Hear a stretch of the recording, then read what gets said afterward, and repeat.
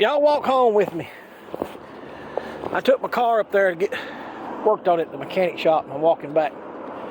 Pretty good day for a walk. I want to tell y'all what I'm thinking about. It has to do with some of this stuff I've been talking about, and I am going to be quiet about it. Something's happened in the last 2 weeks. I was kind of had a pretty level thought about this, believe it or not.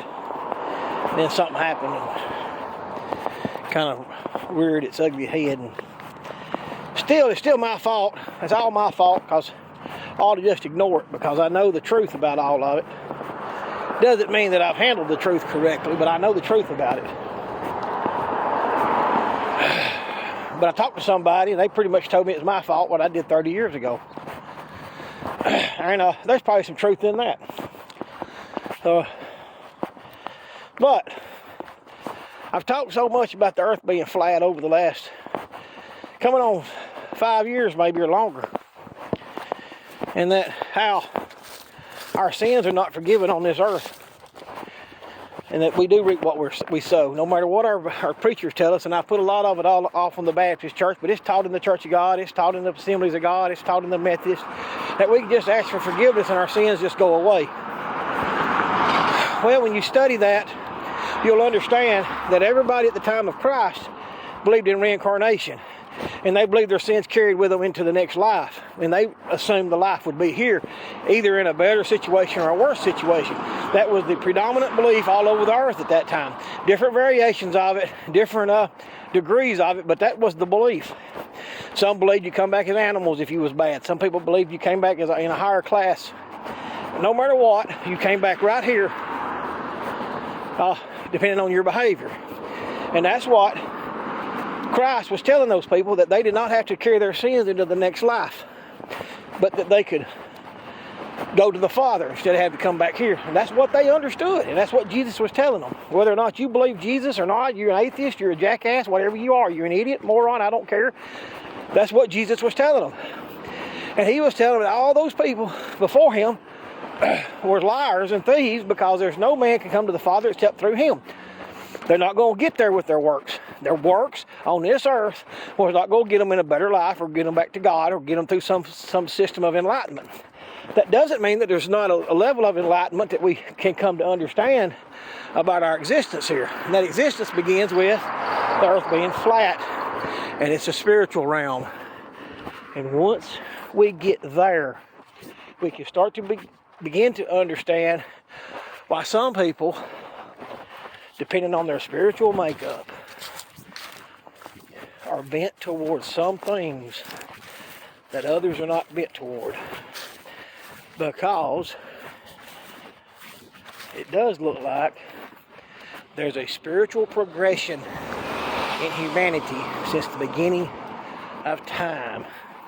And it does look like there was some truth to the reincarnation story about the whole human race elevating their spiritual knowledge and their behavior.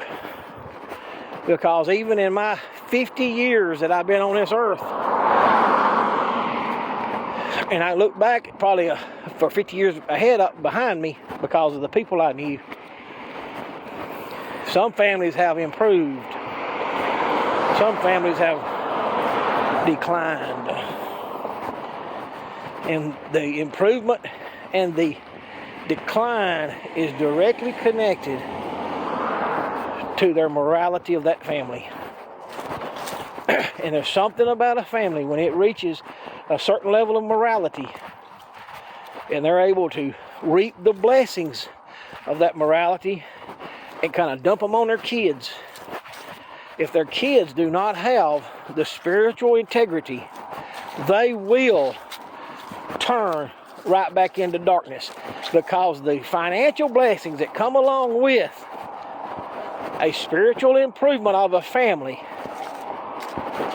those financial blessings, those economic blessings, because it comes with understanding and discipline.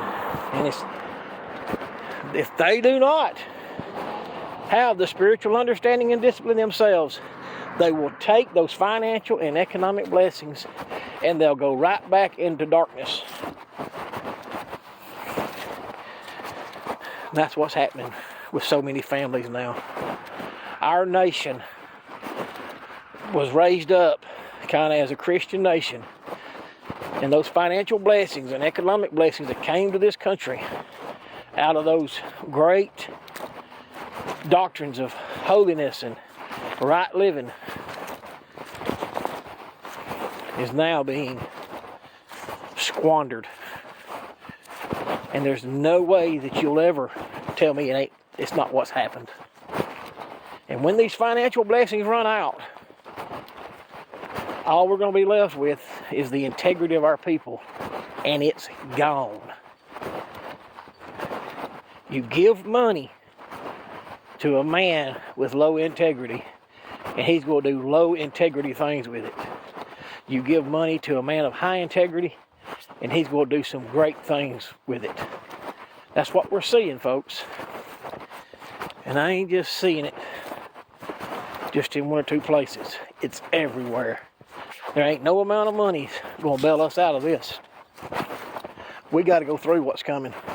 There's got to be some kind of purification, and it's coming. You better be positioned for it.